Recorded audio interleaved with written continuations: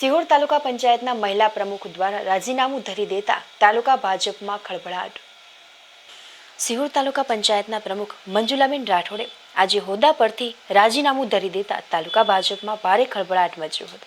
આંતરિક વિખવાદને પગલે સિહોર તાલુકા પંચાયતની ભૂતિયા બેઠક પરથી ચૂંટાયેલા મંજુલાબેન રાઠોડે આજે સમાજના અગ્રણીઓની હાજરીમાં રાજીનામું તાલુકા વિકાસ અધિકારીને પોતાનું સુપ્રત કરી આપ્યું હતું।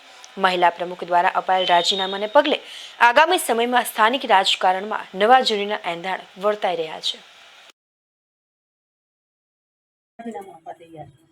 એ વાત સાચી છે કે તમે સ્વેચ્છાએ આપી રહ્યા છો, પણ ખરેખર આમાં સ્વેચ્છાએ આપી રહ્યા છો કે નહીં તે પણ એક મોટો વિષય છે। કારણ કે એક તો તમને પ્રમુખ તરીકે બેહાડવામાં કારણ શું, વિગત શું છે હકીકતમાં?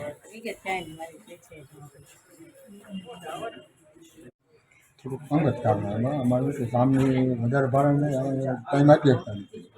પ્રમુખશ્રી, આપણી સાથે કોઈ સંગઠન કે ઉપરથી કોઈ દબાણ કે અથવા તમારે તાલુકા પંચાયતના પ્રમુખ પણ સાથે નથી, નહીં કે નહીં આવવાનું કારણ શું?